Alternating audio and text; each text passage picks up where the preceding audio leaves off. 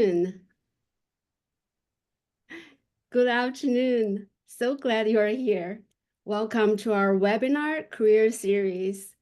Organize your job search campaign and stand out from computation. Whether you are exploring internal moves or external opportunities, you are in the right place and the right time. As you will learn today how to accelerate your search, enhance your candidacy, and position yourself properly, attract the right offers. Before we get to that, a quick reminder for 3 events that's happening in March you probably don't want to miss. On March 1st, we have our 17th Southern Classic Research Challenge from 9 to 1 p.m. And on March 6th, we have graduation celebration of our mentorship program at 4:45. And immediately following that is our annual Women in Finance networking event featuring Kathy Wood. Don't allow the title of the event to limit you in any way because everyone is welcome. And then March 26th, we have Allocators Roundtable, CIO Tell All at 5:30. Check our website for this and other events. Register today. With that, are you ready for the webinar? Yes, we're thrilled to have Rob Hellman as our teacher today. Rob is the president of Hellman Career Consulting Company, and Rob has helped over 1,000 individuals achieve career and job search successes. Through his executive coaching workshops and outplacement services, Rob have helped dozens of organizations to become more effective. He has also presented numerous times to a half a dozen CFA societies chapters and at the CFA Institute Global Conference. Rob has affiliations with business schools at Columbia and Cornell universities. He writes regularly for Forbes, and his insight has appeared in several media outlets such as New York Times and Wall Street Journal. So take copious notes of the strategy and tools as Rob walks us through this workshop and decide. I will challenge you to decide on 1 or 2 actions at the end of this workshop so that you can take immediately to better organize your job search campaign and stand out from computation. Remember, if you have any questions, use the QA box, not the chat box. Use the QA box at the bottom of your screen. With that, I will turn it over to you, Rob. Take it away. Thanks so much, Liz. Hi, everybody. Good to be here sharing this information with you. So just a couple of quick comments before we dive into the content. First off, I'll be speaking for close to an hour. Then I'll be taking questions, but you can type your questions in the Q&A box anytime. Also, if you want to get the slides and the contact management template I'm going to be discussing quickly, really anytime, you can just go right to this link, bit.ly/CFA21325, today's date. That's all you need to type in your browser. Take you to a link, you fill out a form quickly, 20-second form, and then you can get the slides and this contact management template. So that said, let's dive into the content. So I want to put this presentation in context. So what I mean by that is there's like a whole approach to landing a job that I take with my clients, and I call it, HCC's, Hellman Career Consulting's 6 Steps to Success. And what we're going to do, I'm essentially giving you sort of like a greatest hits around 4 of those steps: planning and organizing, creating your marketing materials, getting interviews, and turning interviews into offers, to show you how to get organized and stand out in these areas. So we're not going to be able to dive in deeply in each of these areas, but as we go through, you'll have lots and lots of insights that you can action on immediately that are going to help you like right away get better results in your search. And the underlying theme, I just want you to keep this in mind as I talk about all these ideas and insights and suggestions for you, is that the job search is all about sales and marketing for yourself. Like you want to be the best salesperson, best marketer in the world for yourself. And that's what I do with clients. Like I teach them how to do that in a job search, you know? And so that's the mindset you want to apply. Um, so let's, given that background, let's dive in. Oh, so we're starting with, right, planning and organizing. We'll start with like sort of like the key insight that you want to take in terms of how to get sort of set up, take a step back to take 3 steps forward. So the first thing you want to think about is I would think about it like creating a marketing plan for your job search. Just like any great marketer would do, they would have a plan, or a great salesperson, they'd have a plan. They wouldn't just be very ad hoc, you know, because it doesn't, it slows you down if you don't sort of think it through and plan strategically. So the plan involves coming up with 1 to 5 prioritized job targets. I want to talk about what I mean by that. A job target is a really specific definition that will help you understand an audience so you can market to them better. Like any great salesperson, any great marketer will tell you, you got to start with the audience. What's going to resonate with them? So that's, you need to think that way. So you have to define the audience clearly so you can effectively sell and market to them. So I think of a job target as primarily 2 and sometimes 3 parameters. Number 1 is the job description. Number 2 is the type of organization, and sometimes the geographical location matters as well. But the first 2 are super important. So for example, like finance is not a job description, right? You know, financial analyst versus CFO, completely different job titles, right? Different responsibilities. So you want to be really clear in terms of your definition of the audience, that about the level, right? And the work you're doing. And then the type of the sector, or it could be like startups is one thing, you know, big, you know, Fortune 100 global multinational companies is a different thing. You're going to be marketing yourself a different way. Like a startup, like they want you to wear multiple hats and all that stuff, right?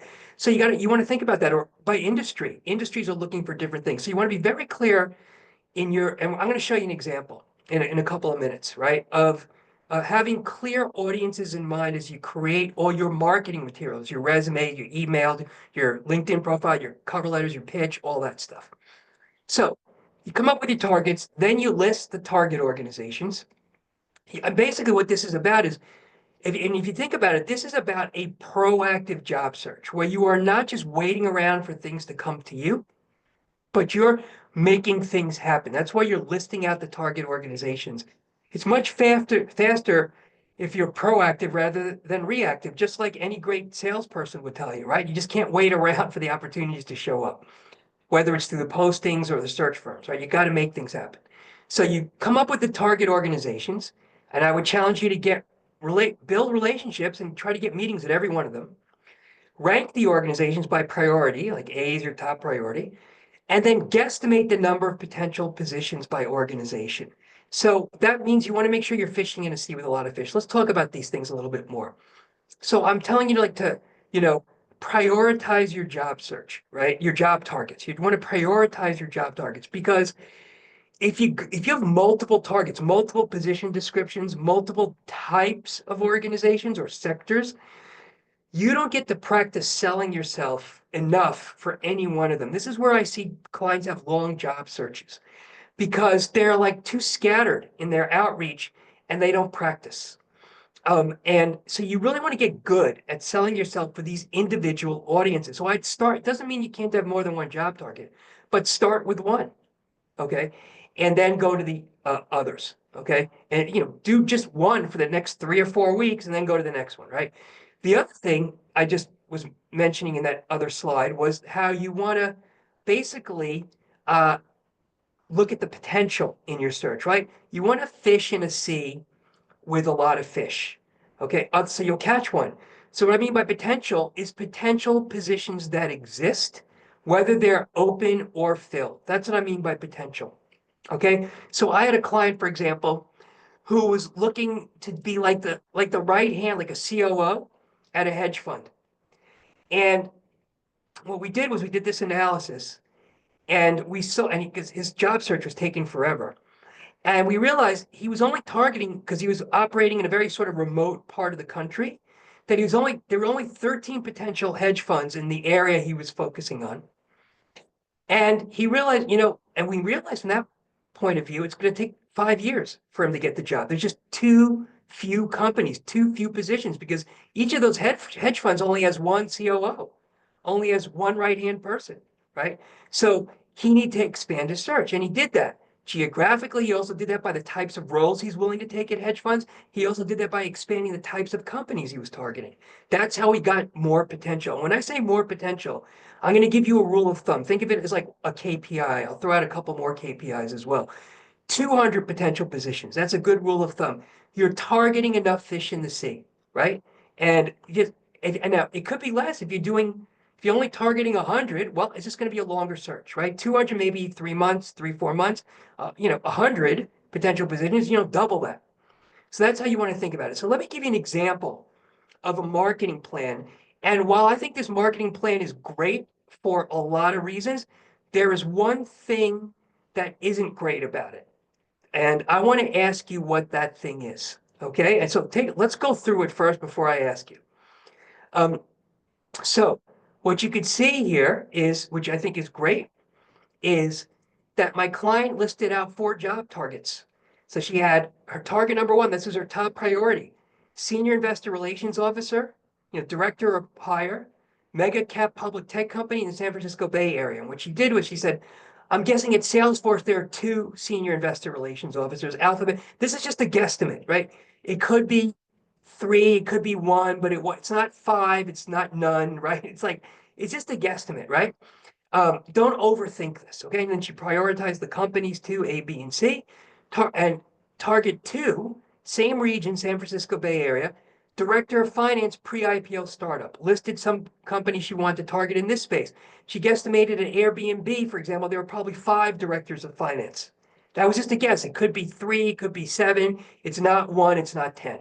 That's how you want to think about it, like back of the envelope, right? Don't overthink it. I just want to make sure you're not kidding yourself in your search and then saying, why I don't understand why my search is taking so long, right? And she did that for target 3 and target 4 as well. And each of these are distinct audience. They're different job descriptions, different industries, right? So it's going to be a different pitch for each of these targets. That's why they're separated that way. Okay, we'll talk more about pitches later. So what she did then was she said, target 1, I'm just going to go for target 1 for the next 3 or 4 weeks. And I'll reassess, and then I'll see if I want to start reaching out to target 2. Let me see if I get any traction with target 1. So that way you get to practice, you get to build some momentum, you get to know people, and then you can see if you want to go to target 2 or target 3. Okay, so that's how you want to do this. So taking a look at this, what is wrong now, and remembering what I told you, in the chat, use the chat this time, not the Q&A panel, use the chat. And I want to make sure I can see, I don't know if I can see everything. I don't think I can. Can I use the chat? Can you set that up for me, Liz, so I can see? Otherwise, I won't be able to get this feedback. Is there any way for me to be able to see the chat messages? I'm just seeing that I'm not set up for that. It only says host and panelists. Hello? All right, you know what? Rob, I see the same thing as you do. Okay. Um, So I'm guessing how many people do we have on this call? we have around 22. Okay. So what I would do, because I'm not gonna be able to do these kind of interactive exercises if people can't comment. Okay. So what I'm gonna do is skip this one, but I am gonna do another one. And then the other one, I think what I want to do is, if you can be very concise, can we selectively unmute people for the next exercise? Not for this one. Is that an option? We don't have that option, Rob. You don't. Okay, so I can't get the feedback, right? So you know what we'll do? Go ahead. Why don't we let people try typing something in the chat to see if we can see it? Okay, go ahead. Yeah, it worked. Yeah, we can. I can. Okay, good. All right, thank you. So Thank tell you me so what's much. wrong with this. Thank you guys. Thank you all for testing this out. Tell me what's wrong with this marketing plan.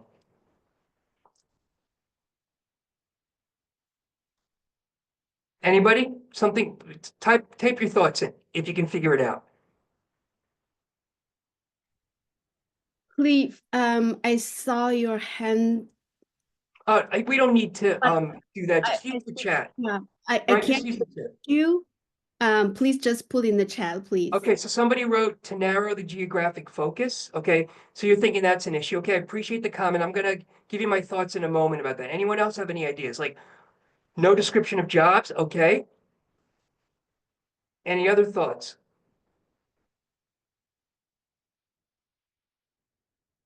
All right, let me give you my thoughts on this, and I appreciate you guys commenting. So in terms of geographic focus and no description of jobs, what I want to say about that is, and I'm glad you made those comments, right? So this is the San Francisco Bay Area is pretty specific. I would say that's pretty narrow, and that's a certain, type of, maybe there's a certain kind of, again, the geographic doesn't often matter. It might in this case, but I'm thinking not that much. So I don't think that's going to be a big deal. Okay. And then the other comment was, I'm sorry, what was it again? It was no description of the jobs and too many positions in different sectors, different scope of work. Okay. So let me talk about those two things. Okay. So for no description of jobs, I don't want you to describe the jobs. I want you to, in your mind, be clear about the job target. You don't need every single job um, described here. If you want to describe your job target somewhere else, just for your own understanding, so when you create your resume and your pitch, that's good. But you don't need to have that on this document here. So but I do sort of appreciate the direction you're going in, right? Because you're talking about being clear about the target. So that's good, right? But for the purposes of this is just like a clear enough job description, like senior director or director plus, right? Mega cap public tech company. That's pretty specific. Um, Too many positions, different sectors, different scope of work. What I would say about that is I would say it's almost the opposite. And here's what I want to say, because remember I said you want to have target enough potential. You want to have enough fish in the sea. So you'll catch a fish, right? 75 positions is a long search, right? That's the issue with this. It's too small. You want to aim for 200. Okay. So what my client did, because she was having a long search when we were working together, is we expanded. It was very easy for her. She said, you know what? I have flexibility. I can go outside the San Francisco Bay Area. We expanded to New York City. We expanded to Chicago, and we expanded to DC, right? So she expanded, and all of a sudden she was at 200, right? So, and she had more companies listed, more potential positions. Okay, so that's how you want to think about this. So the benefit of this plan is several fold. First off, you are ensuring you're not kidding yourself, right? You're targeting enough potential positions. Secondly, you are prioritizing your targets and listing the company so you can be more efficient in your search. Meaning, what I would challenge you to do if you do something like this is, and we'll talk a little bit more about this, you want to try to get relationships, meetings, and get on people's radars at every one of these companies. Like that is your goal, not just waiting for the posting, but this is like tapping into the hidden job market. We're going to talk more about this. So the third thing this does is if these are companies that other people might know, you can share this list of companies with other people, and they might say, oh, I know somebody at Lyft, or I know somebody at Oracle, or wherever, or the Gap, or whatever. Like it might jog their memory. So that's the benefit of having this marketing plan. Okay. So thanks for your comments. Let's keep going. Got a lot more to cover. Okay. So the next thing I want to talk about is standing out. So that was planning and organizing. Now we're talking about standing out in your marketing materials. Okay, now I could talk for half a day on this, but we're going to do a short exercise here that's going to help you to kind of get the idea about how you need to stand out. All right. Before we do that exercise, I want to mention that your marketing materials, the way to stand out is to have consistent messaging, consistent positioning across all your materials, whether it's your resume, your LinkedIn profile, your emails and cover letters, your networking or interview pitch, like what you tell people in these meetings. when they say, tell me about yourself or tell me about your background or what, why should we hire you, right? It's the same messaging in all these meetings. And sometimes your bio, if you need, for the most senior roles, sometimes you need a bio. It's the same messaging because this is a marketing principle. Like people need to see things at least 3 times for the message to stick. I don't want you to say, oh, I said it one way in the resume, so I should change it on the email or cover letter. No, use the same messaging, okay? Or similar, very similar. It doesn't have to be word for word the same. So keeping that in mind, I want to do another exercise with you, and I'm going to ask for your comments in the chat, okay? So I had this resume from a client, and my client said, what do you think? Is this a good resume? So my first thought was, I don't know. Who's your target audience? Like, I can't tell you if this is a good resume if I don't know who the audience is. This is what we were just talking about, right? So in this case, the audience was senior finance executive, meaning like a CFO or one down from the CFO in a big media company, like global, think like Fortune 500 media company, right? How does her resume position her? Do you think this resume is going to make her stand out for senior finance executive roles in big Fortune 500 media, global media companies? If not, why not? I want you to tell me in the chat. I'm going to monitor the chat now, so give me your comments.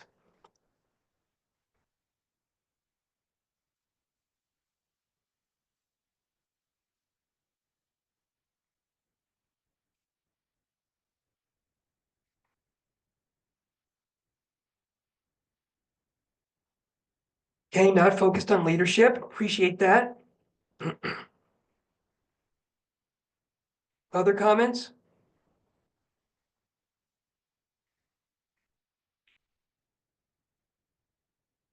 Consultant role is not very meaty. Okay, great, great.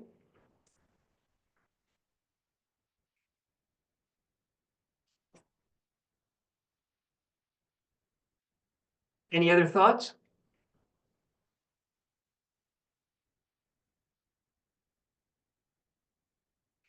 Need more specific detail for specific roles, less description on the latest role. Okay. Okay. So let me give you my thoughts. I appreciate the comments. Well, somebody wrote I understand, less description on the latest role for let's see, lack of demonstration of strategic thinking and impact. Okay. Okay, I think these are great comments. So what I'm getting, there's a little bit of a theme here. Summary needs more as to how she's a fit. Okay, so I'm going to stop looking at the chat now. I want to give you my thoughts, keeping these comments in mind. Okay, so what I appreciated, especially with the ones around leadership, around lack of demonstration of strategic thinking and impact, like there's a little bit of a theme there, right? Like what that tells me is, she's targeting very senior roles at big companies. And that's a lot of huge leadership experience. If you look at the summary section, is she like a junior accountant? You don't even know what she's going for, right? Is she an FP&A analyst, or is she running FP&A? Is she a budget analyst? Is she an accountant? What is she doing, right? You don't even get that. And you certainly don't get the senior level, right? That she's going for, right? Um, I appreciate the comments around the most recent role. The consultant role, when I look at this, I'm saying like the first thing they're saying, and you're going for a senior finance executive, they're saying established a new customer service function. Like, what does that have to do with senior finance executive? Nothing, right? So it's not great, and consultant doesn't give you any information. Okay. Once you get down to vice president, now this is a media company, now you're starting to get somewhere. But even then, I would say it could be stronger in terms of showing her leadership impact, strategic, right? Like using words like strategy, using words like, and really talking about results. Like somebody mentioned that, like not strategic, right? Um, so I want to show you the after now, and I'm just going to tell you what I think because just to speed this up. Um, so the after, as I'm sure you'll agree, is much more targeted to her senior finance executive, global Fortune 500 media companies target. In 1 second, they can see she's a senior finance executive. in 4 seconds, like they're looking at this resume so fast, like 15 seconds at most, and they're saying no or maybe. So in those few seconds, you can see in 1 second, they know what box she's in the org chart. It's the box she wants them to understand she can fill, right? So that's very good. They're seeing her the way she wants them to see her right away. Secondly, media industry. She's highlighting that experience right away. She's also listing a bunch of differentiators to help her stand out, like global staff leadership, to talk about leadership, like somebody mentioned the word leader, right? Um, and then she gives like her greatest hits, so they don't have to go scrolling down and looking on page 2 for that fantastic thing she did. Strategic plan, like again, big leadership things, right? Manage staffs of up to 60, like this shows the leadership. Now, and then under professional experience, look what she did with her most recent job. Before, if you remember, it just said consultant for Carmen Health Analytics, right? What she did a couple of things that are interesting here. I'm going to go back to the other one. First one, she had big, bold letters, Carmen Health Analytics, right? Nothing to do with big media companies, right? And then she listed consultant, nothing to do with really anything. And what she did here is she decided, I'm going to reverse it because they're not going to care about Carmen Health Analytics, but they are going to care if I can say I was the acting VP of Finance, Chief Accounting Officer, and Consultant, right? That they'll care about more. So I'm going to put that title first. And so what this does is what she did was she took the parts of her consulting work that were finance related and just talked about those. She no longer talked about, built this great customer service function because they don't care, right? She said served in a variety of senior finance related roles. She talked about that. Okay. So look, consistency is great and important because it speeds it up when they're looking at your resume. They don't have to figure out what you're doing which they'd have to do if you're being inconsistent, right? But sometimes inconsistency will help you. Like in this case, she was inconsistent. In this case, she said, I'm going to put the title first. Here, she said, I'm going to put the company first because she wanted them to see very quickly that she had this big media company, right? And the other thing she did was like, if you remember before, she just said, if you go back up here, she wrote, where did she write it? Led the fast track sale process of a non-core media business. Down here, she wrote, led the fast track sale process of a non-core media business, leading to 20 million in revenue. She started to show the impact. In other words, at a leadership role, and really at every role, even the most junior roles, you want to show the impact, right? So these are just like, again, we could talk about this for 2 more hours, but I just want to give you an idea of how you need to stand out. And the key insights for you here, you want to have a powerful summary section that pitches you for your target audience. Okay. I don't want you to have to rewrite this for every job, but it should be different for every job target, right? For every collection of job postings for a different particular job target, as we discussed before. Okay. So the summary section is super important. You want to make sure you're using the words that are going to resonate with them. Don't talk about customer service if they're not going to care. Talk about, in this case, finance and financial leadership and media, right? Use those words, show impact. That's how you stand out. Okay. Concise bullets, great too. That she already had that, right? That's good. All right. Another thing you want to keep in mind for your in terms of standing out is having a good pitch. And it's very easy once you create the summary section to have a really good pitch. This is like something you memorize that answers like all kinds of open-ended questions you might get. Like, tell me about yourself, tell me about your experience, tell me about your background. All those types of questions, you got your pitch ready. Or if you're introducing yourself in a networking or an informational meeting situation, why not take a minute to share my background? You want that pitch because it can really elevate the conversation. It's super, if you have a really good pitch, it can suddenly gain you a lot of interest. I can tell you this from clients' experiences and my own experience doing this. So the hardest part of the pitch, though, is your hook. What is your brand? What is it that makes you stand out? What makes you great at your job, right? So I'm going to give you some examples, and you can look at these more when you get the slides, right? Here are a couple of examples. So when I talked to one of my clients she was like, I'm a senior finance exec, I'm a CFO, or, I'm going for those roles, or CFO or one down. She said, I said, why are you great at your job? She said, I've been good because I can speak the language of investors. I know how to take the investor perspective. That became what she started her pitch with. Instead of saying I have 20 years of experience or 15 years of experience in finance leadership roles, which is great, but that's the second thing. The first thing is this thing that is going to be very catchy that they'll remember. It's different from what other people say. This is the hardest part. You got to be a little creative. I had another client who was in operation, like a COO, and he said, I said, why are you great? He said, I've been effective as a COO and an operations executive because I'm more than just a COO. I also function as a diplomat and an engineer. Interesting. Now they're going to ask more questions. They're gonna be curious. Okay. And there's a bunch of other examples you can look at here when you get the slides. Now, um, once you get the hook, what you can do is take this summary section, if you did it the right way, combine it with the hook, and you essentially have a good pitch.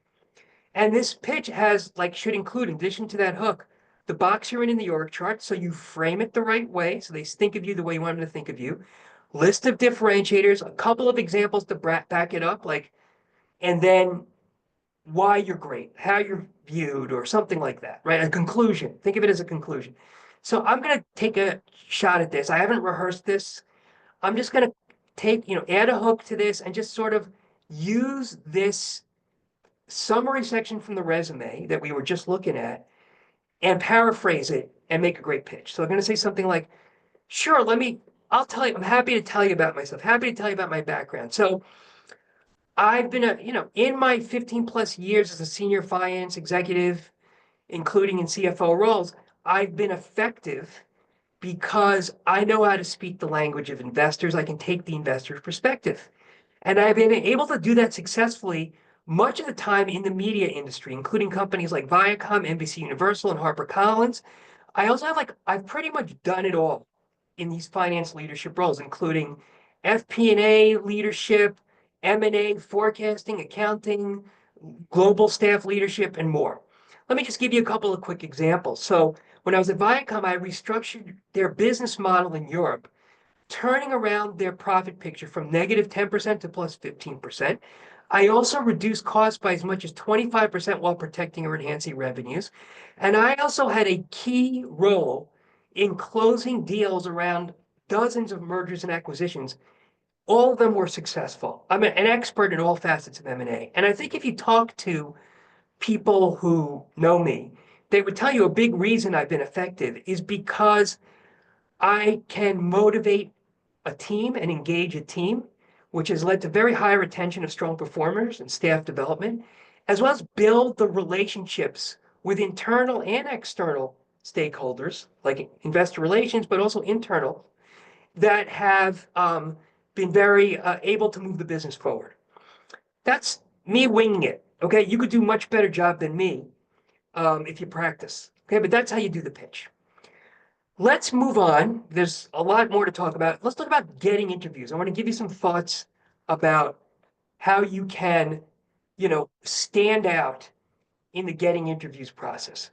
So I know just from doing this so much with clients, right, that there's a tendency to just very often, maybe not for all of you, but a lot of you, to just apply, right?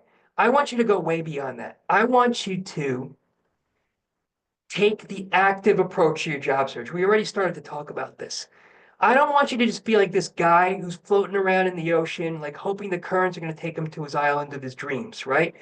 I want you to figure out ahead of time where is that island of your dreams? What is that job target? And then swim to it actively, or even better, rocket to it. Okay.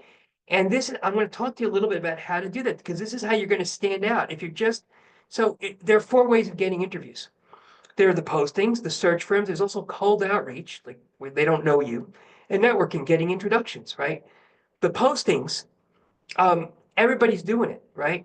The search firms, you got to be perfect for the postings in the search firms. It's harder. Not saying you shouldn't do that. You should definitely keep an eye out on the postings, have relationships with the best search firms. There are a lot of bad ones out there, a lot of mediocre ones, a few good ones. Have relationships with the good ones.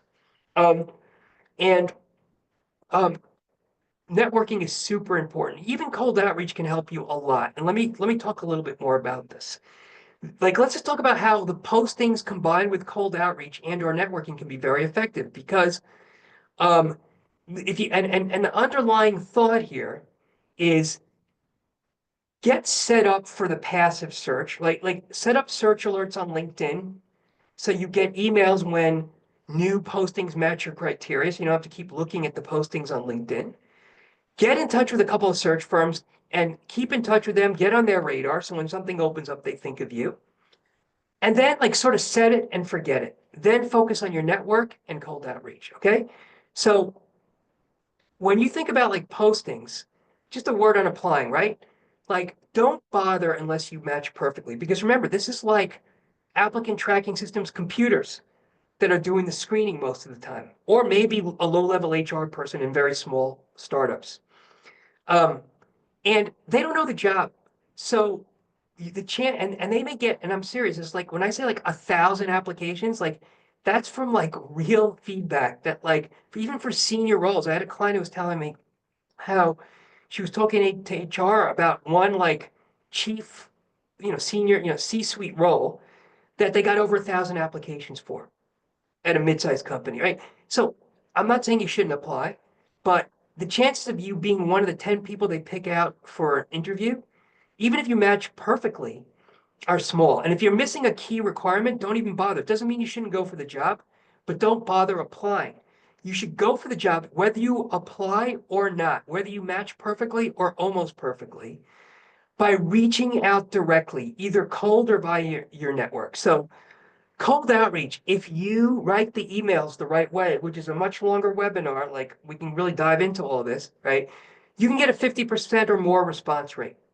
If you know they have a need and then you reach out directly, not to HR, but to the person you would work for or their boss, the person who knows the job, who cares the most, not the person in HR who's like just screening things all day long. Like I call HR like the Department of Employment Prevention because they're just screening all day long, right?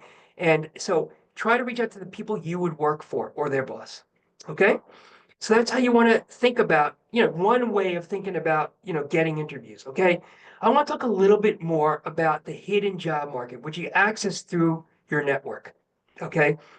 And it's this relationship driven market for unadvertised jobs. Like you want to reach out to people who might be able to hire you, or who know people who might be able to hire you, and keep in touch.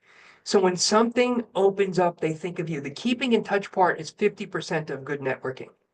Okay. So, and let me talk about this a little bit more because I want you to sort of get organized to stand out in the hidden job market, using the hidden job market, because this is how you're going to stand out. If you're just applying, you're not going to stand out. If you're leveraging your network the right way, you are going to stand out because your network is going to help you to stand out because of the strength of their introduction or whatever, right? Or because you're pitching yourself directly in an effective way to the people who can hire you, not to HR, not to a computer. So the way you want to get organized to tap into the hidden job market, think about it as two stages. Stage one, you want to get the word out to your network in a big way. We'll talk more about this. I'm saying another KPI, not just the 5 people you talk with every week, but over at least 200 people. We'll talk about how to do that. I know it sounds like a lot, but you can do it. Stage two is have at least 6 things in the works at any given time, where a thing is an informational meeting or interview with people at least 1 or 2 levels above you who can hire you. Okay. That's what I mean by a thing in the works. So it's not just interviews, it's also informational meetings. Because these meetings are super valuable. Like, you get an informational meeting with someone, like if you want to get meetings with hiring decision makers, whether or not they have an opening. This is the key insight. Even if they don't have an opening now, you want to get on their radar and you can tell them this for opportunities down the road. I'm not expecting any openings. That's kind of like what your outreach can say, I'm someone you may want to know, you may want to keep on your radar. And because once they meet you, you give them their pitch, you start having a nice conversation. If they say something like, wow, you're great, I'm so glad we talked, but too bad we didn't talk with you 6 months ago when we had an opening, that should still be music to your ears because that means you're pitching yourself the right way and you're talking to the right people. Okay, because then the next question, then you stay in touch, right? And a month later, they have an opening or they hear of someone who has an opening. Or in that very same meeting, you pivot. You'd say, well, let's keep in touch. I appreciate that feedback. I am still in a job search. You know, what do you think about my marketing plan? You know, get a referral. Try to get another meeting in that meeting, right? That's how you do it. Okay. So, and I say 6 things is another KPI because 5 of those 6 things are going to fall away through no fault of your own. That you got to play the numbers game to win. So much, even if you're doing everything perfectly, if you are not playing the numbers game to win, you're going to have a really long search. So we're talking about that a lot already, right? Have enough fish in the sea, right? 200 potential positions, get your word out to over 200 people, have at least 6 things in the works. I know it's hard, it's a stretch goal, but try to do that. Okay? That's what I mean by playing the numbers game to win. So, how do you know, get set up for stage 1 and then stage 2? Well, you need a network, right? And you want to start building, even if you're not looking for a job now, start building relationships now. Get yourself set up for high ROI informational meetings. There's things you could do in advance to prepare for that. These informational meetings, not just interviews, and have a method for keeping in touch. Okay, so we're going to talk about all 3 of these things. So building relationships now that can lead to for informational meetings or interviews. I said 200 or more people. Some of you are saying, how could I possibly do that? Well, what you need to do is think big about your network. It's not just the people you talk with every week. It's like old work colleagues from years ago, external colleagues, vendors, people you work with a long time ago, former professors, family and close friends, your acquaintances like your neighbors, school classmates, your dentist, everybody who might be open to helping you, anybody who has a positive impression of you, who might remember you, even if it was a long time ago, and has a positive impression, is in your network. In fact, if you Googled weak ties, that's a thing. There's been a lot of research around this concept of weak ties. Papers have been written about it, which essentially says the people you least expect are the ones that often come through for you. Let me give you an example. I have a couple of many examples actually of this. So I had a client who said, Rob, I'm going to take your advice about thinking big. You know, I was thinking of letting my network know about my search and blind copying a bunch of people just to tell them what I'm doing. I'm going to add my neighbor to this blind copied email, even though I don't know her well. I happen to have her email address. I'm just going to include her. Who knows? Maybe she won't respond, you know, which is fine. So it turned out he sent this email out. His neighbor's husband's brother's wife worked for the CFO of this big global Fortune 100 company. He ended up getting an interview with the CFO. That's the thing I'm talking about. I had another client who noticed on LinkedIn he had gone to business school 18 years ago with this guy who was a C-suite executive at this company he wanted to work at. He reached out to the guy remembered him, he ended up getting an interview. That's the kind of thing I'm talking about here. Okay? Think big about your network. Build your network. If you don't have a big one, you know, CFA society, associations, right? Start with your CFA society. I think we have more than just CFA Society Atlanta on this call, but you know, your local CFA society, um, you know, see what you can do to sort of reach out there. Maybe join other associations. I have a whole bunch of associations on my website. This is not a comprehensive list, but if you go to hellmanconsulting.com, then the resources tab, and then click on associations, you'll see associations that people told me they had good experiences with or that I had good experiences with. And I had some finance associations on there. Cold outreach is another way. LinkedIn, we're going to talk about that, referrals and introductions. Let's talk about LinkedIn a little bit more in terms of building your network. I want you to connect with 1 billion people, but I want you to get to know every one of those billion people. So what I mean by that is quantity is important, but quality first. Like I don't want it to be a network of strangers. I want it to be a network of people, even if they're weak ties, like you worked with them years ago, maybe just have a little bit of an email or LinkedIn messaging back and forth. Like you could see that they're nice, friendly enough, like they might be able to help you. You might be able to help them down the road. They count, right? You don't have to know them super well, but at least a little bit. If it's a network of strangers, you are going to have less effective experience with LinkedIn. LinkedIn will become much less useful to you. And if you know how to use LinkedIn well, it's like the grease in the wheels. It makes everything easier in your job search. In particular, finding people that you could maybe that you know at your target companies or who can introduce you to people you want to meet. So right? Like your first degree network or your second degree network, people your first degree can introduce you to, okay? So you want to build this sort of quality network and if it's a bunch of strangers, then what happens when you go do searches on LinkedIn to see who I know in my, different industries or for, maybe put in search by job title and all that. Um, what's gonna happen is you're gonna see a lot of strangers. It's not gonna be helpful to you, like total strangers, and nobody in your network knows them, and it's just gonna be like useless. Um, or your LinkedIn homepage, which has your homepage feed, will be useless to you. Instead of looking at your homepage feed and saying, "Oh, I know that person, I know that person," you're commenting and liking and sharing, and you're using it to keep updated with your network, it will be useless to you. So you want it to be a network of quality first, then quantity. They're both important. Quality connections, you know them in some way, you're maybe open to helping them, or say you get a connection from a request from your stranger. I get them all the time. I ignore most of them. I'll accept them every so often if maybe they approach me in a certain way nicely, or maybe we work together, maybe they might be a client someday or whatever. But what I will do, if they didn't send me a message and they just sent me a connection request and I decide selectively, very selectively, to accept them in my network, I will always send them a message like this. Hi, Margaret, I appreciate your request to connect. Just accept it as I like to know everybody in my first degree network. I'm curious as to how you came across my profile and or why you decided to reach out. Basically, what I'm saying is make business friends with these people. Okay? So that's how you want to do this.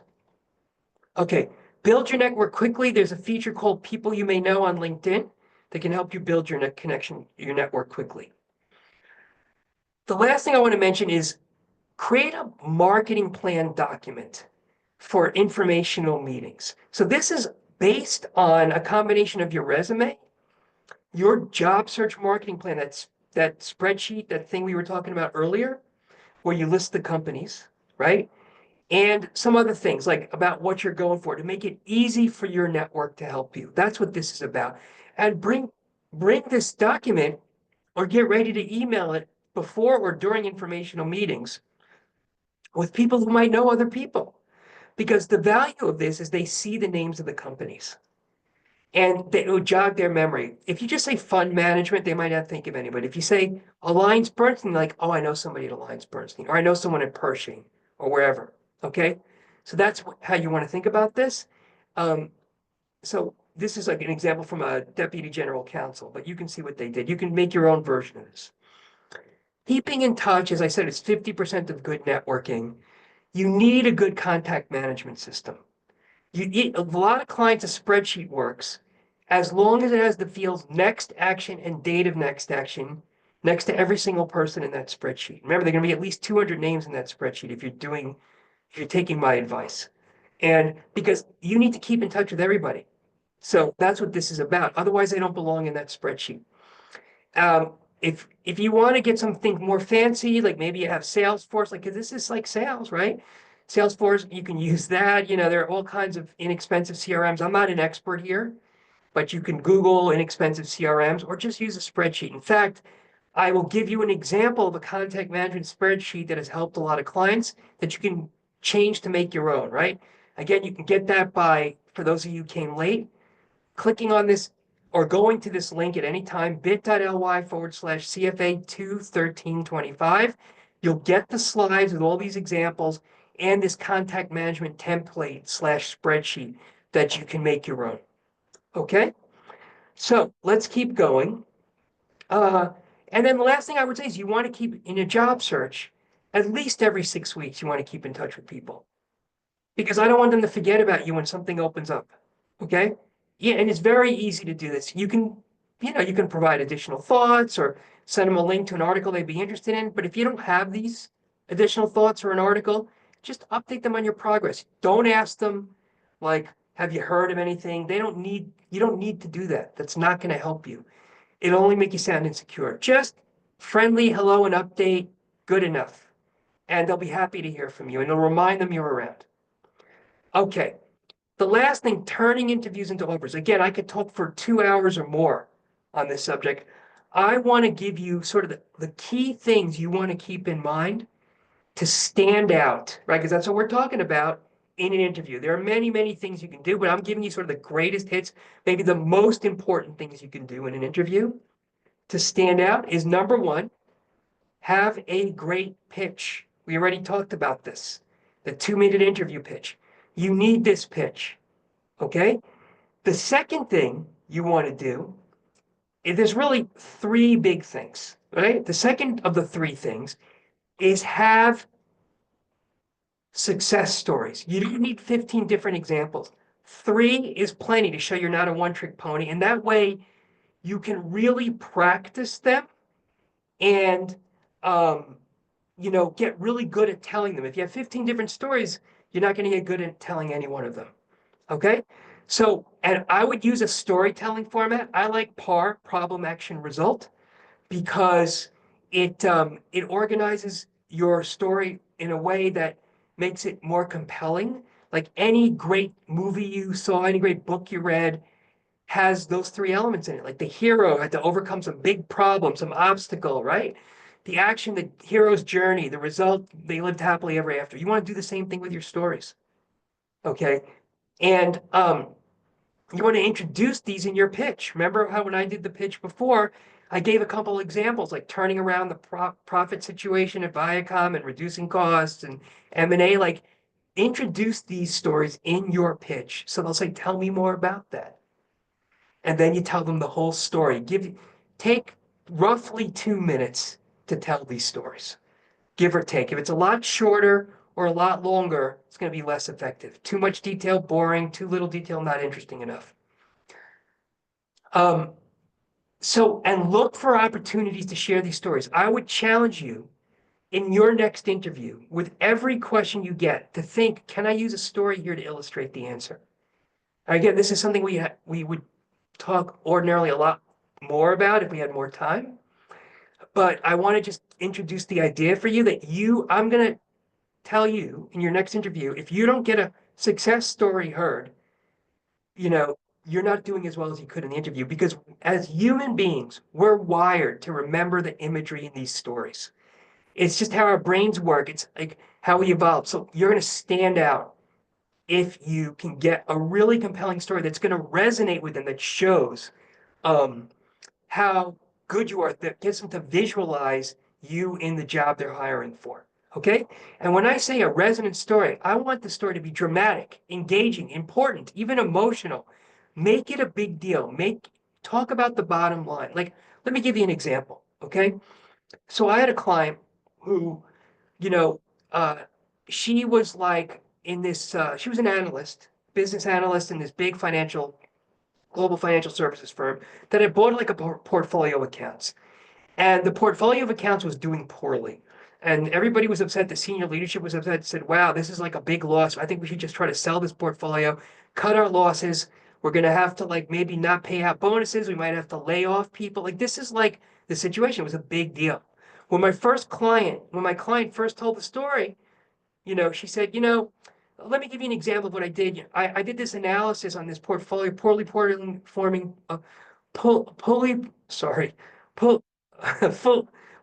performing portfolio, right? I did this analysis on this poorly performing portfolio of accounts that showed a way to make it profitable again, and they liked the analysis, right? That was basically the story. I said, no, you got to do much, much better than that. I want to make it a big deal. So this is how my client had ended up telling the story, something like this, and they loved it. She said, look, this, just like I was starting to tell you, my company had bought this portfolio of accounts. It had been like really lagging in performance. It was not meeting forecasted goals. It was viewed as a big loss. They were thinking of selling it and just racking it up as a loss, which would have impacted bonuses, might have resulted in layoffs. It was a really big deal in my division. I said, look, before you do that, let me do an analysis. I have an idea. I want to understand what's really going on here. So they agreed. They held off on taking any action to sell the portfolio. I did this analysis. You see, like the problem right away, my client saying this was a big deal. That it's much more memorable this way, right? Then my client talked about the action. So I did this analysis. I dove into the data. It showed that the accounts that were driving this poor performance were only a small subset of the overall portfolio. And their poor performance was tied to a pricing change that affected only them. So, and I did scenario analysis that showed if we just tweak the pricing a little bit, we probably could turn around this performance in 6 months to make this overall account portfolio really profitable. And I presented it to the senior leadership. They loved it. They said, we're going to take your recommendations. And sure enough, within 6 months, we had turned this portfolio around. And it went from like loser to a winner. I got all this recognition from the senior leadership. And in fact, I think I got promoted because of this. And that's how you tell a good story. You tie it to the bottom line, both in the problem and the result. And in the action, you make sure you take them on your journey. Okay? The last thing I want to share with you in terms of standing out in the interview is you need to surface potential objections or issues with your candidacy before they reject you. So I've had way too many clients tell me, Rob, I had an interview. I thought I did great. I never heard from them again. Or they said they're passing on me. I have no idea why. I don't want you to ever be in that position again. And the way you reduce the likelihood dramatically that's ever going to happen to you and create an opportunity for you to turn around a negative perception is by asking one or both of these questions. The first one is, just so I understand what you're looking for, I'm curious as to how I compare with the other candidates you're speaking with. Now, if you're the first candidate, they won't be able to answer. So you don't want to ever interview early in the process. You want to interview later in the process so you get a better answer to this question. Also, so they'll remember you better. And lastly, by the way, because their thinking evolves as they meet other candidates in terms of what they want. So always interview later in the process, by the way. The second question you want to ask near the end of the interview is, how do you feel about moving my candidacy forward in the process? Because they might say, you might think you did great. They're thinking, she or he is really nice, but I have another candidate who's got more experience in X, or you know what? I haven't found anybody, even though they're great, that is really doing what we need them to do. So I'm going to expand the search, or who knows? Or maybe they're overqualified, or you're underqualified, or who knows, right? You're going to want too much money, So they'll tell you those things. Now, if it's some interpersonal thing like, I don't think we get along, they'll never tell you that. They'll be uncomfortable. And they'll hate that you asked this question. But who cares? You'll never get the offer anyway. So you have nothing to lose by asking and everything to gain here. Okay? So let me give you an example. I want to give you a case study. But actually, before we do that, once you understand the issues, the potential objections, then what you want to do is something maybe a few of you are doing, and a lot of you aren't. I'm going to guess a lot of you are writing thank you letters, maybe most of you. I don't want you to write thank you letters anymore, okay? I want you, given what I just shared with you about surfacing potential issues with your candidacy, to do something way, way more impactful than thank you letters. In fact, I call it an impact email. Write an impact email. Something that shows you heard them, like you use words like you mentioned in our conversation, you said, your company, right? Use words like that. Then influence their decision-making. How you can reiterate how you can help them with their issues and problems, like things that they liked, that reiterate those, bring up things you forgot to bring up that you didn't do justice to. If you think they might have issues with your candidacy, address them in a positive way. Don't remind them. Don't say, you said you had a problem with my lack of experience. Don't say you had a problem with my lack of experience. Just say, I have, in fact, a lot of experience in this area. Phrase it in a more positive way. That's the idea, okay? So, and the way to write this email, the only way you're going to be able to write a really good follow-up, which, by the way, can be more important than the interview itself sometimes, because the interview is just like information gathering. Sometimes what you do after the interview itself is where you make the sale. You got to listen in the interview. You got to ask great questions to understand their needs, challenges, and issues, potential objections, understand the competition. That's what those questions are for that I just shared with you. Okay, here's the case study, and then I'm going to take your questions. So I had a client who she was interviewing for a director of business development role, where she was going to have a team under her. She had a bunch of great interviews.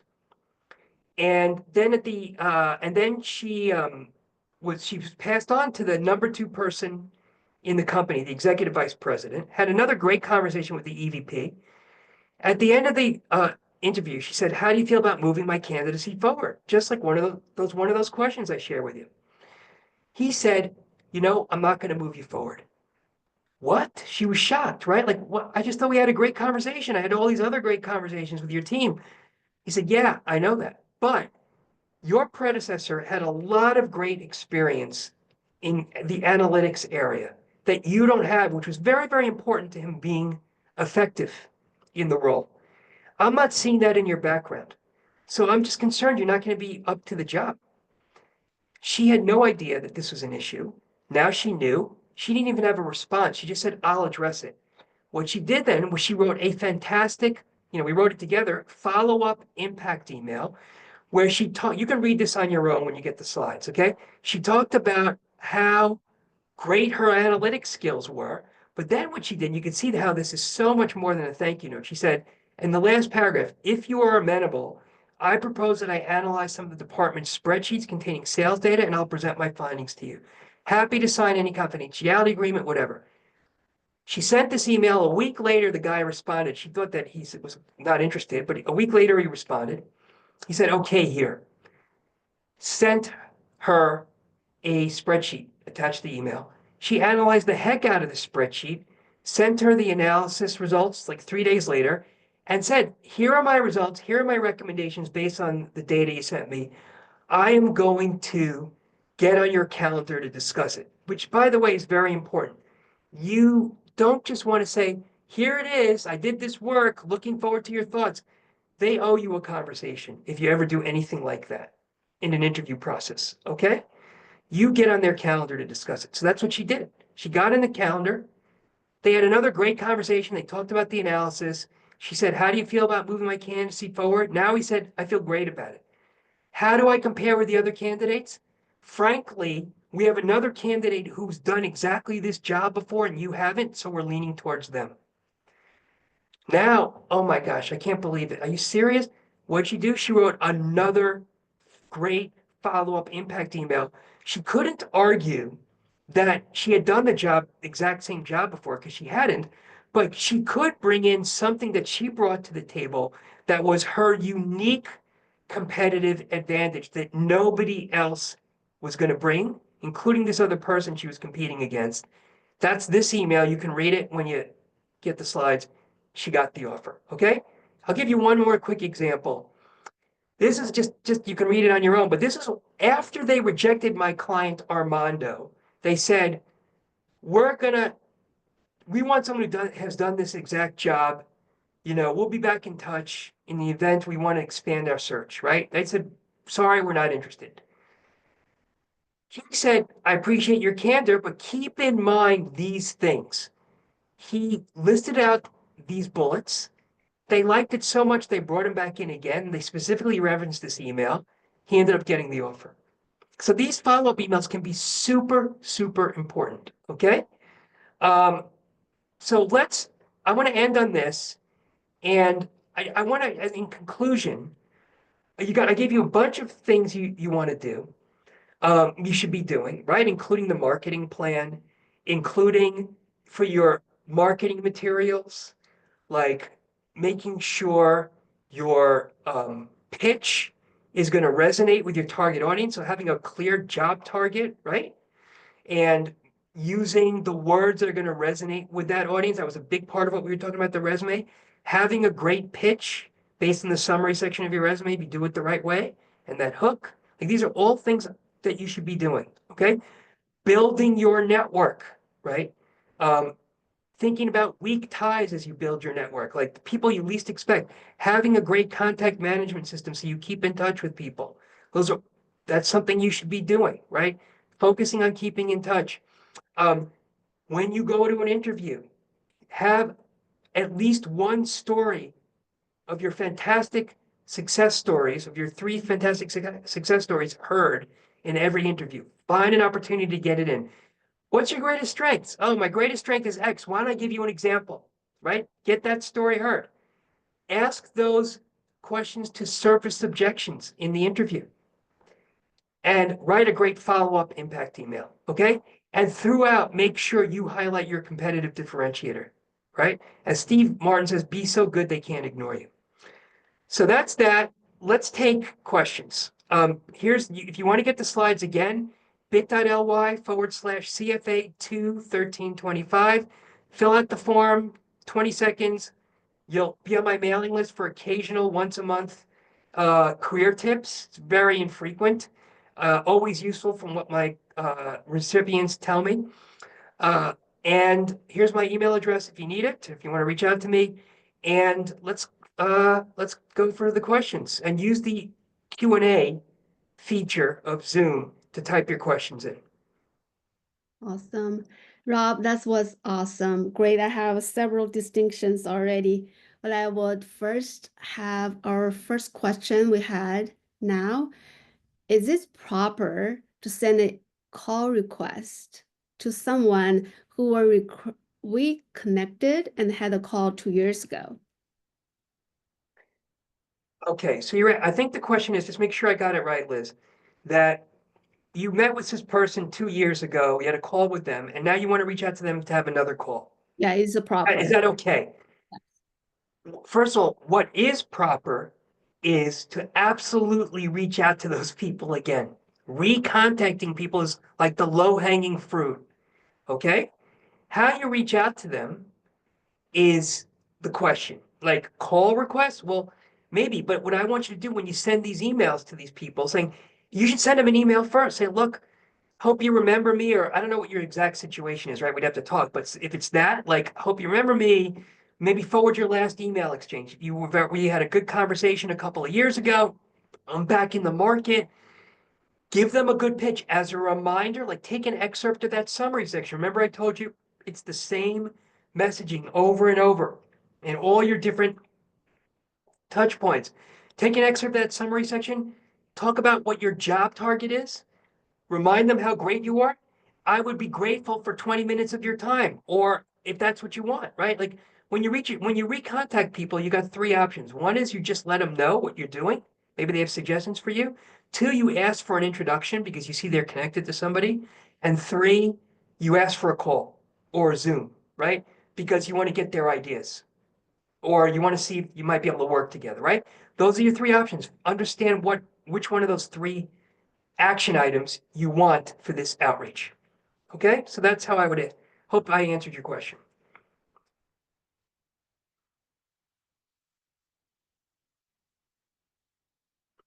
Hello? Sorry, I was on mute. So we have another question from Emma. Should always have a summary section on your resume? Yeah, because it's the most important part of your resume. And because you are in that summary section, ensuring they see you the way you want them to see you. You're highlighting why you versus the competition, and you're backing it up so they don't have to go trying to figure it out by looking at everything else below it. You're backing it up with a couple of bullet points, right?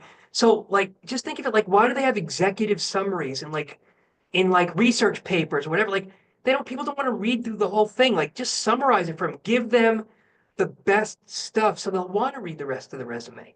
Okay, that's why it's important. Okay. Thank you. We have another question from Victor. What should I do today if I'm not currently looking, but realize I will need to do it in the future? Yeah, what you should be doing, the number one thing you should do right away, like today, is look at your network and think about building up your network. Okay. And so that means like, and it's just take stock of that network. Should you be connecting with more people on LinkedIn? Always, when you reach out on LinkedIn, send a message. Always include a personal message because it's about relationships, right? Always include it. Okay.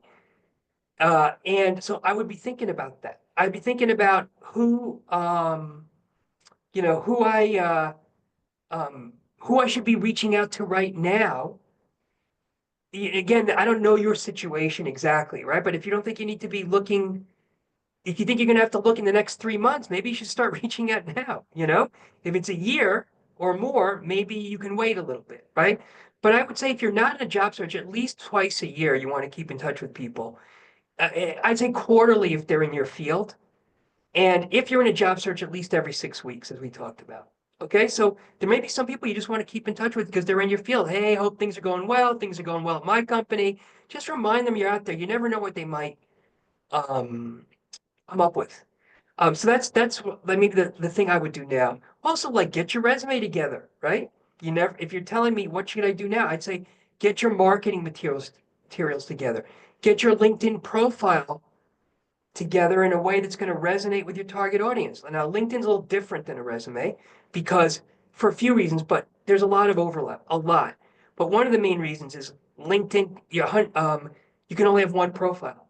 So should you be um, more broader on your LinkedIn profile to encompass multiple job targets? If you have multiple job targets, maybe, but then you're watering down your message for any one of those targets.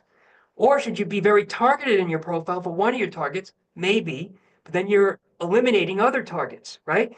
There is no one size fits all answer, but these are the things you should be thinking about right now. If you're asking me what should you be doing now, it's these kinds of questions. Okay?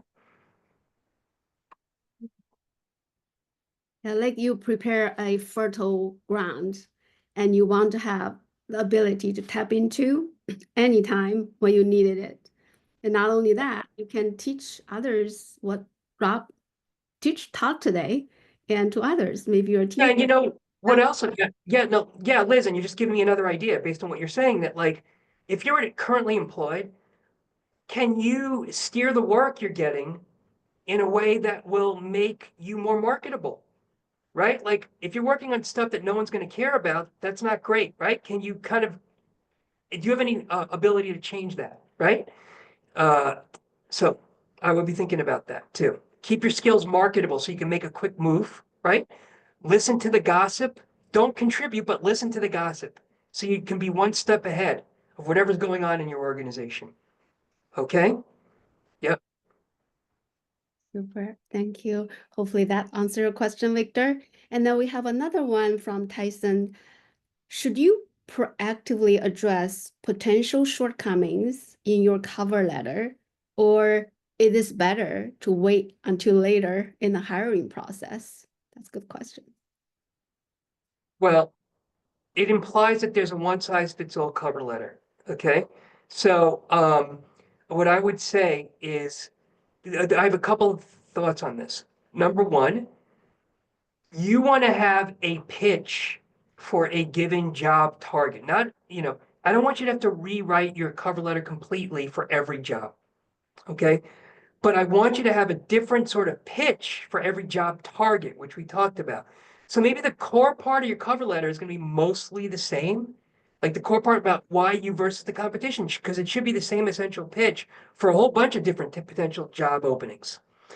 That said, there are going to be little differences that you want to infer, like in the cover letter.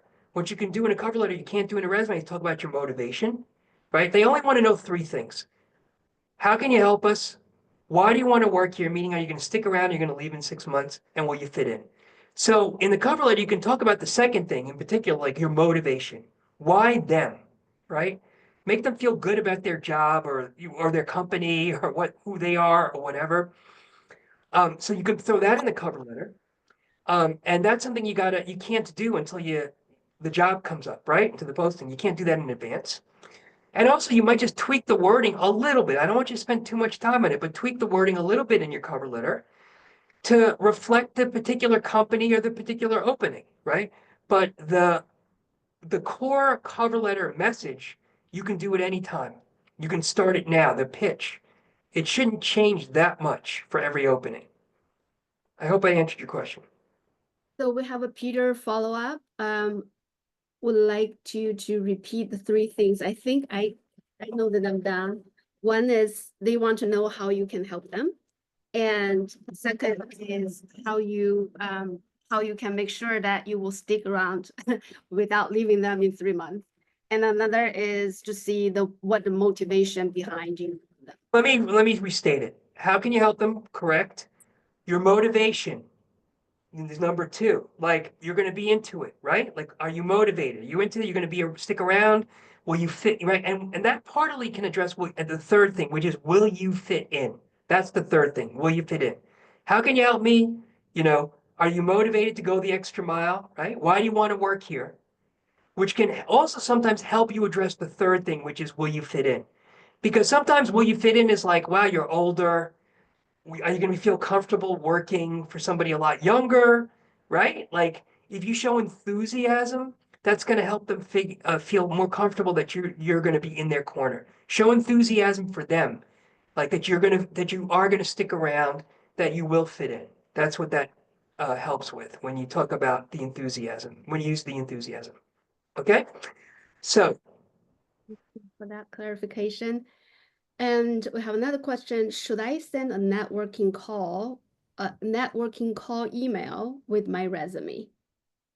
um, uh, should I send a networking call email with my resume? Mhm. Meaning that when I That's a say, great question. That's a great question. So what I would do is if you're just trying to get an informational meeting, right, which is what it sounds like you're trying to do, right? To learn, maybe a networking call, maybe they can introduce you to somebody, you might get some advice on your search, right?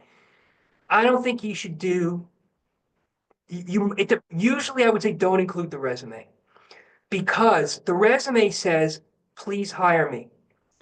And for some of these calls, these meetings, you don't want to convey that. You want to say, like, let's talk, even if there's nothing open now, let's have a conversation, right? That's um that for those types of calls where they might be able to hire you, if not now, then down the road, don't send your resume because the resume is like, please hire me right now, and you want to convey, let's talk down the road. We don't have to talk about a job now. Let's just have the meeting and keep in touch. Maybe there'll be something open down the road. In that case, what I would have you do is instead of the resume, just use your LinkedIn profile. Include your LinkedIn URL. That means your LinkedIn profile has to be filled in. It has to be impressive. It has to reflect your job target. Okay. So assuming you have a good LinkedIn profile, a filled in one that's impressive, that reflects your job target, that's going to resonate, use that instead of the resume because it doesn't say the same thing in terms of I need a job right now. Like you may not want that. Now, there might be other people that you want to reach out to where you do include your resume when it's more about advice. Like, look, you know a lot of people. Here's my LinkedIn profile. Would love to get your insight. You know, we've known each other a long time or whatever. Can you, and just here, just for background, here's my profile and here's my resume. Maybe you want them to give you advice on your resume, right? That's okay to do that, right? If you know there's an opening, that's not a networking meeting. That's like you're going for it. Attach your resume, right? So that's how I would answer that question. thank you, Rob. I think this next question is related to that. If you have additional to add, please add. If not, I think that's you already addressed it. This question states, how do I write a personalized email or LinkedIn message to improve my chances of getting the position, getting a response? Well, first off, I would prioritize email over LinkedIn message because LinkedIn is the spam on LinkedIn is so bad right now. I just see that people are having much better success with email than LinkedIn messages. So try to get their email address. I know it's hard. If you go to my website under the resources tab of my website, second to bottom link, utilities for career management, I have a bunch of links for how to get email addresses. Okay. 5 of them are paid, 2 of them are free. The free ones only work half the time. The paid ones, you can get free lookups before you have to pay anything. And they're pretty inexpensive. Okay. So you got to get their email addresses. How do you write these messages? Well, the heart of it, you always, and this is where people are less effective, always have a pitch in there when you're introducing yourself or reintroducing yourself after you haven't talked to them in a long time. You always want to like say my some background or my background or a reminder of my background and have like an extract of the summary section of your resume. Like maybe with a few bulleted accomplishments. That needs to be the heart of that's like 80% of these emails is just that pitch. And it depends on what the goal is. Are you asking for advice? Are you hoping to get, talk about your job target? You might need to want to mention that as well, right? So again, that's most of the email right there. Uh, and again, it really depends on the purpose and the relationship, the rest of it. So there are nuances here. Like if you know they have an opening, if you know you can help them, you want to just be assertive. If they're doing you a favor, you want to show appreciation, right? You don't need to show appreciation if it's like, hey, we should talk. We can help each other. I can help you with what you're trying to do. That's a different thing than like, I greatly appreciate your insight. I'd be grateful for. So there's a time for using words like that, right? If you're asking for something, maybe you can offer something. You might throw in some like make it mutually beneficial if you can. At the very least, you might be able to say, look, I have a big network on LinkedIn. I'm happy to introduce you to people in my network, right? If you think they're going to do you a favor by meeting with you. Um, if you want to make it easy for people to meet with you that you don't know well, put like 20 minutes. Do you have 20 minutes? Everybody's got 20 minutes somewhere, not the whole big long thing. Okay. And again, I don't know that you should, sometimes you want to say, I'm not expecting an opening. This is informational. I'm not expecting an opening. I'm really wanting to have this conversation for opportunities now or down the road, right? There might be, it depends on, again, this is like, there are nuances. I'd have to talk to you to figure out which of these things you want to do or not do, depending on the purpose of the email. Mhm. Okay? And the audience. Yeah. One thing I want to add is one of the things if you are in the initial stage of initiation of the relationship, always have this mindset or the attitude of a give. The more value you can give the other side, the more willing the other party want to be connected with you. Just like cover letter Rob mentioned earlier, the first item is how you help us, right? So give that, give, and then you will receive. And we have another question. Should success story always be from on-the-job experience, or it is okay to include personal wins, anecdotes when they apply? Look, I think most of the time it's going to be on the job, but there's no hard and fast rule here. Like the key to you answering this question for yourself is as what I'm sharing them with them going to help them understand how I can help them in their job search, in their job. That's the key, right? Like if your personal anecdote or whatever is or non-work related example is the really going to illustrate how you could hit the ground running in this job, then it's a good example, right? But let me just say that said, and I've got tons and tons of clients, rarely is a personal anecdote better than a work-related story. But it might be in certain cases, right? Or when and maybe again, you and I aren't, I don't know you, we haven't talked, but what I would say is if it's like experience that's not specifically work related, maybe you work with an association, it's still work, or in a volunteer, like that's still work. You can include those examples, right? Maybe some project you did at school, still work, even if it was a project in school. Those are all relevant places to pull things from. Okay? That's how I think about it. Love it. That's all the question we have, Rob. I do Okay. have a burning question if you don't mind to answer. I'd love to ask your opinion. So regarding, I think the one of the biggest challenge is follow up and follow through. So if you have like quantity of 200 people you reach out, what's the system you recommend people use to keep track of that? That's the contact management spreadsheet that I'm sharing with people that they can click on that link, right? Okay. That's here and you'll see the system I recommend. Okay. The key is the next action and date of next action fields. Okay. So you always basically the idea is like with this spreadsheet, You can sort the spreadsheet by date and maybe add a priority score, like a priority score. You'll always know what to do every day and in what order. That's how I would think about it. Okay? Very helpful. Okay, great.